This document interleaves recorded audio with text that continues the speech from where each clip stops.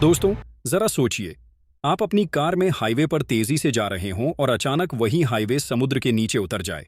एक ऐसा सुरंग, टनल, जो जमीन के अंदर नहीं, बल्कि गहरे समुद्र के नीचे बनाई गई हो। सुनकर लगता है ना कि यह किसी साइंस फिक्शन फिल्म की कहानी है, लेकिन असलियत में जापान ने इस कल्पना को हकीकत में बदल दिया। इंजीनियरों ने ऐसा प्रोजेक्ट बनाया जिसने इंजीनियरिंग की किताबों को ही नया रूप दे दिया। यह है जापान का टोक्यो बे एक्वा लाइन, एक ऐसा कारनामा जिसने पूरी दुनिया को हैरान कर दिया। समय और दूरी पर जीत। इस प्रोजेक्ट से पहले टोक्यो बे के दोनों ओर बसे दो बड़े शहर कावासाकी और किसाराजू के बीच सफर करने में करीब 1.5 से 2 घंटे लगते थे। वजह यह थी कि लोगों को पूरे खाड़ी बे का चक्कर लगाना पड़ता था। लेकिन एक्वा लाइन बनने के बाद यह लंबा सफर घटकर मात्र 15 मिनट रह गया, यानी 90 मिनट का रास्ता अब 15 मिनट में। यह सिर्फ समय की बचत नहीं थी, बल्कि व्यापार और अर्थव्यवस्था को भी नया बल देने वाला कदम साबित हुआ। आपको वीडियो अच्छा लगे तो कमेंट में जय हिंद लिखना न भूलें। कितना लंबा है यह चमत्कार? यह हाईवे कुल 15.8 किलोमीटर लंबा है। इसमें से लगभग 9.6 किलोमीटर का हिस्सा समुद्र के नीचे टनेल है और बाकी का हिस्सा समुद्र के ऊपर बना विशाल पुल, यानी आधा सफर पानी के नीचे और आधा सफर पानी के ऊपर। यही वजह है कि इसे इंजीनियरिंग का एक अद्भुत नमूना माना जाता है। समुद्र के नीचे कैसे बनी सुरंग? सबसे बड़ा सवाल यही है कि आखिर इतनी लंबी टनेल समुद्र के नीचे बनाई कैसे गई। इसके लिए जापान ने स्लरी शील्ड टनलिंग टेक्नोलॉजी का इस्तेमाल किया। सरल भाषा में कहें तो दो विशाल टनल बोरिंग मशीनें लगाई गईं। इन मशीनों का व्यास, डायमीटर, लगभग 14 मीटर था। सोचिए, यह चौड़ाई किसी 144 मंजिला इमारत जितनी बड़ी थी। ये मशीनें समुद्र की जमीन को धीरे धीरे काटते हुए आगे बढ़ती गईं, ठीक वैसे ही जैसे कोई विशालकाय कीड़ा, मैकेनिकल वर्म, जमीन में रास्ता बनाता है। जैसे ही मशीनें आगे बढ़तीं, उनके पीछे मजबूत कंक्रीट से बने सेगमेंट लगा दिए जाते। इस तरह टनेल की दीवारें तैयार होती गईं।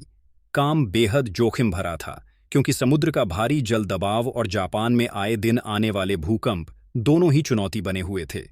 लेकिन इंजीनियरों ने टनेल को इतना मजबूत और लचीला बनाया कि यह बड़े से बड़े भूकंप का भी सामना कर सके। अंधेरे से रोशनी की ओर, उमिहोतारू आइलैंड। अब जरा सोचिए, आप करीब 10 किलोमीटर तक समुद्र के नीचे अंधेरे सुरंग में सफर कर रहे हैं। अचानक आप रोशनी में आते हैं, लेकिन जमीन पर नहीं, बल्कि समुद्र के बीचों बीच। यह चमत्कार हुआ उमिहोतारू आइलैंड की वजह से। यह कृत्रिम द्वीप, आर्टिफिशियल आइलैंड है, जिसे इंसानों ने खास तौर पर इस प्रोजेक्ट के लिए बनाया। यहीं पर टनेल खत्म होती है और पुल शुरू होता है। इस द्वीप का नाम रखा गया उमिहोतारू, जिसका मतलब है सी फायरफ्लाई, यानी समंदर का जुगनू। ये केवल एक तकनीकी ढांचा ही नहीं, बल्कि 5 मंजिला रेस्ट स्टॉप है। यहाँ रेस्तरां, दुकानें, ऑब्जर्वेशन डेक और गाड़ियां पार्क करने की जगह सब कुछ मौजूद है। लोग यहाँ रुककर समुद्र के चारों ओर का 360 डिग्री नज़ारा देख सकते हैं। दुनिया में शायद यही एक ऐसा पार्किंग एरिया है जो समुद्र के ऊपर बनाया गया है। भारत का भी सपना। अब सवाल उठता है, क्या भारत इस रेस में पीछे है? तो जवाब है, बिल्कुल नहीं। भारत भी तेजी से समुद्र के नीचे टनेल बनाने की तकनीक की ओर बढ़ रहा है। इसका सबसे बड़ा उदाहरण है मुंबई कोस्टल रोड प्रोजेक्ट, जिसके तहत भारत की पहली अंडरसी ट्विन टनल्स बनाई गई हैं। ये टनल्स गिरगांव चौपाटी के नीचे समुद्र से होकर गुजरती हैं। इसके अलावा कोलकाता मेट्रो की लाइन, जो हुगली नदी के नीचे से गुजरती है, भी इंजीनियरिंग का शानदार उदाहरण है। और सबसे बड़ा सपना है Mumbai Ahmedabad bullet train project, जिसमें जापान भारत का साझेदार है। इस प्रोजेक्ट में भी करीब 7 किलोमीटर लंबी अंडर वाटर टनेल बनाई जा रही है। यह साफ दिखाता है कि भारत अब केवल दूसरों से प्रेरणा ही नहीं ले रहा, बल्कि मिलकर भविष्य का निर्माण कर रहा है। क्यों था इतना जरूरी? इतना महंगा और मुश्किल प्रोजेक्ट बनाने की जरूरत आखिर क्यों पड़ी? असल में टोक्यो शहर पर ट्रैफिक का बोझ बढ़ चुका था। कावासाकी एक औद्योगिक केंद्र है और किसाराजू चिबा प्रांत में एक महत्वपूर्ण जगह। दोनों के बीच व्यापार और परिवहन आसान बनाना बेहद जरूरी था। इस एक्वा लाइन ने न सिर्फ दोनों जगहों को जोड़ा, बल्कि पूरे क्षेत्र के बिजनेस और टूरिज्म को भी बढ़ावा दिया। लोगों की जिंदगी आसान हुई, समय की बचत हुई, प्रदूषण घटा और अर्थव्यवस्था को नई दिशा मिली। कठिनाइयां और चुनौतियां। ये प्रोजेक्ट कोई बच्चों का खेल नहीं था। इसे बनाने में लगभग 30 साल लगे, जिसमें योजना से लेकर निर्माण तक सब कुछ शामिल है। इंजीनियरों को हर रोज नई चुनौतियों का सामना करना पड़ा। समुद्र के नीचे की अनिश्चित जमीन, भारी जलदबाव और लगातार भूकंप का खतरा। कई बार काम रोकना पड़ा। इस प्रोजेक्ट की लागत करीब 124 ट्रिलियन जापानी येन यानी आज के समय में लगभग 11 अरब अमेरिकी डॉलर थी।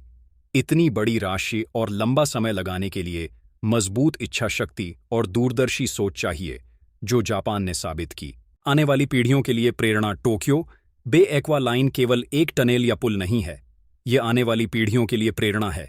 यह सबूत है कि अगर इंसान ठान ले तो प्रकृति की चुनौतियों को पार कर विकास के नए रास्ते बना सकता है। यह प्रोजेक्ट हमें सिखाता है कि बड़ी सोच और सही योजना के साथ शहरों की समस्याओं का हल निकाला जा सकता है।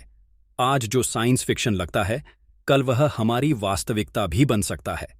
तो दोस्तों, यह थी जापान की उस अनोखी परियोजना की कहानी जिसने इंजीनियरिंग की दुनिया में इतिहास रच दिया। अब सवाल आपसे, क्या भारत में भी ऐसे और बड़े बड़े प्रोजेक्ट होने चाहिए? अपनी राय हमें ज़रूर बताइए। आपको वीडियो अच्छा लगे तो वीडियो को लाइक करें और हमारे चैनल आनंद एजुकेशन 2.0 को सब्सक्राइब करना न भूलें